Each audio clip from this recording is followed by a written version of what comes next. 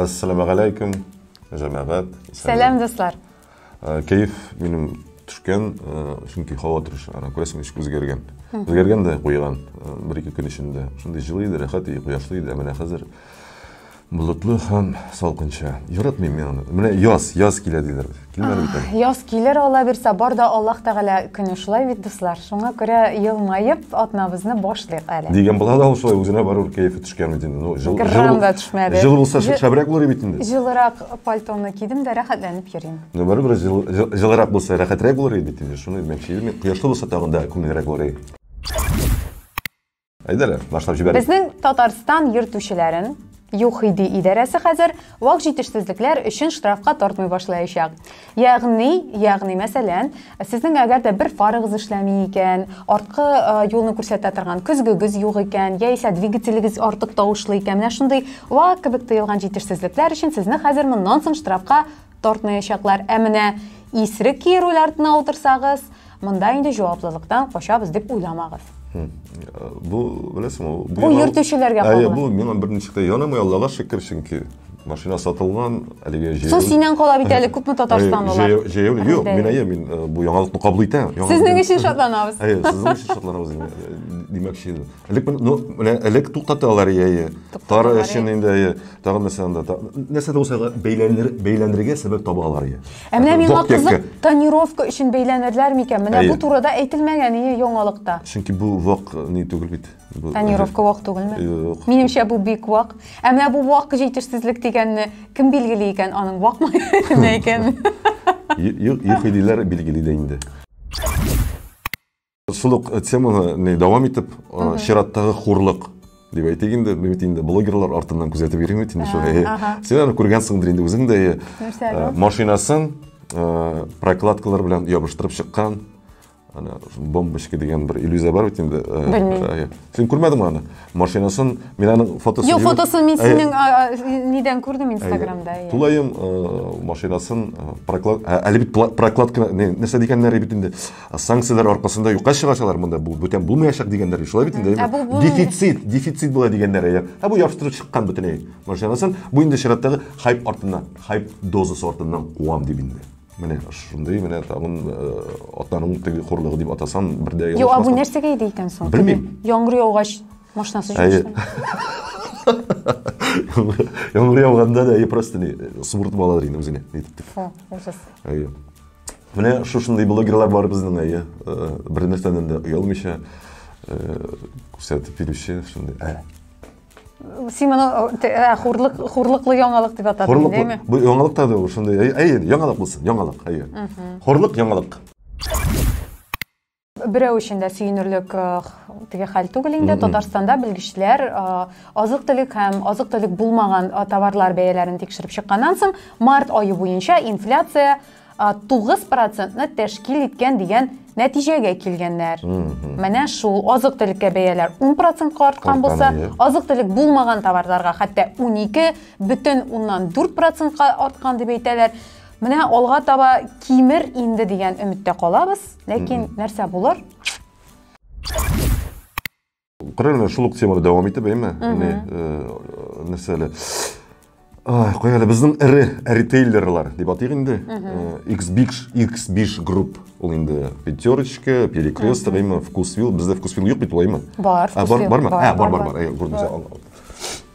Esma tushdim. Ular bundan so'ng sanksiyalar orqasida o'z kibiklarining ochilishlarini to'xtatalar. Butan haliga qachon belgisiz qachon ochilish, kelasi kibitning qachon ochilishi bundan belgisiz. Sonlar bulayda odam so'yin bitindi. Ko'pmi bulaynalar? Sanksiyalar bo'lmasa, ular ochilishlarini davom ettirirlar, sen anglaysizmi shuni? Birinchi etajlarni sotib olib, oshalarda qo'ya qarama butun yerda Peterочка. Qo'ya qarama butun yerda Magnit. Ular bir nida tugul, bir seriyada tugul aytaymi? Yo'q, bo'g'ay.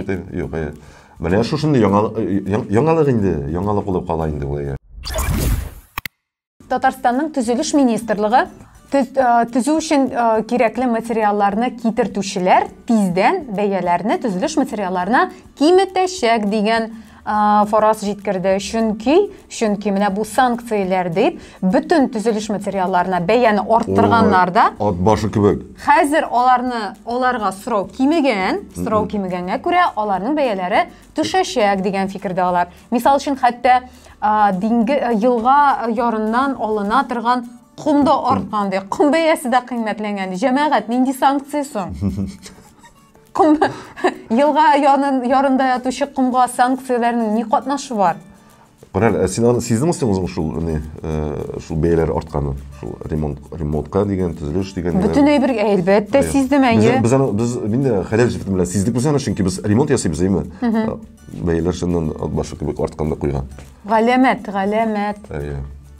Күпләр инде акланалар, имештер, хәзер бәяләрне арттырмасаң, арзан бәядән сатып, біз аннары ул аз гына алынган акчага табышка нәрсә алалар без бикән соң дип, ләкин инде үзебездә җитештерелә торган товарларга да бәя арттыру гаҗәп нәрсә. Nokia Fin компаниясе тулысынча Россия базарыннан китә дип хәбәр итте аның гендиректоры. Ләкин шул ук вакытта компания элеккечә үк россияләргә интернетка керү мөмкинлеген тәэмин итү өчен Россиядә телекоммуникация шелтәренә ярдәм күрсәтәчәк. Менә мин ничек дип уйлыйм. Китә диләр бит инде алар, әйме? Алар китә диләр. Син гомумән аларның нәрсә продукциясе белән кулланганы булдымы? Күптәннән кулланган булдымы? Телефон. Әйе. Күптән бер 10 ел, 10 да түгел, бер 15 ел элек, әйме булгандыр инде, әйме? Китә дигәннәр. Без бит аның телефоннары белән, ниләр белән генә кулландык, шулай бит инде, әйме? Шулай. 11 ел үтте. Юк, менә хәзер бер 15 ел үткәндер инде, әйме, соңгы менә Nokia телефон кулында тотканым. Әйме, шулай булды бит инде, бер 15 ел булгандыр инде, әйме. Шул 12 ел булсын инде, әйме? Алар китә диделәр. Ну, нәрсә, юк, мин аңламыйм. Кая китәләр соң? Нәрсәгә китәләр? Юк, инде бездә товарларын сатмыйлар дигән сүз бит инде. Ләкин митәнүк товарларын күргәнем дә юк бит инде күптәннән. Ну, бәлки кемдәдер бардыр. Телекоммуникациягә ярдәм итәчәк. Димәк, китмиләр бит инде. Юк, ул беләсеңме, менә мәсәлән, Apple да үз продукциясын бүтән бездә сатмаячак диләр бит инде. Әмма әлегә менә iPhone куллана торган кешеләр барбер ул телефоннан куллана алачак дигән хәбәрдә килгән. Шундый мәгънәдәдер инде ул. Моңа кадәр Nokia телефоннары алып куйган кешеләр, моннан соң да аның белән куллана алачак дигән. Булар иң бәхетле кешеләрдер инде. Юк, мин бит әйтәм, буларның телефоннары күптән, продукциясын күптәннән күргәнем юк. Интернетка, телекоммуникациягә ярдәм итәләр. Димәк, китмиләр бит инде. Бер нәрсәсе дә үзгәрмәде дигән сүз бит. Ну, товарларын гына сатмаячаклар. Искесе белән кулланыгыз дип. Товарлары юк бит инде, аның хәмендә юк та юк инде. Алдамагыз безне, китмисез, шулай монда каласыз. Безнең фикер алышу менә шушындырак иде бүген. Санкциялар җәмәгать әле дәвам итә икән. Әйе, һаман яңа пакет санкцияларны уйлап табып кына торалар. Аларны хәзер нәрсә керер? Әйе, монда соңгысы 5-нчесе булды гой, әйме, ялгышмасам. Инде 6-нчысы әзер бит. 6-нчысы әзер, ләкин чыгармадылар бит, әйме? Әлегә игълан ителәр бугай. Безгә дә кызык шулай, 6-нчысында нәрсә? Ничәү микән алар? Онга җиткереләр микән? Туктаусыз булыр ахыры бу. Монда бит һәрбер кешегә бәйләнә башлыйлар сакынлар, шулай битме? Менә хәзер гүзәлгә карата санкция кертәбез дисәләр, син нәрсә дирсең икән? Кертегез. Biz bu хәлдә. Минем чит ил банкларында акчаларым юк, мәсәлән, долларлар тотмыйм мин. Долларлар алмыйм. Беренче тапкыр Аллага шөкер тотмыйм дисәң дә булмыймы? Чит илләргә йөрергә бәяләрне арттырдыгыз, дуслар. Ничек инде без? Сез санкциялар. Мин әле йокыдан уянмадым әле. Әле санкциялар генә түгел, менә монда урам базарлары янында сөт сатып утыручы әбиләр дә доллар күтәрелде дип сөтнең бәясен арттырганнар. Дуслар. Әштәгъфирулла. Доллар артты диләр. Ярый. Сән сау. Бәхетле булыгыз. Ассаламу алейкум.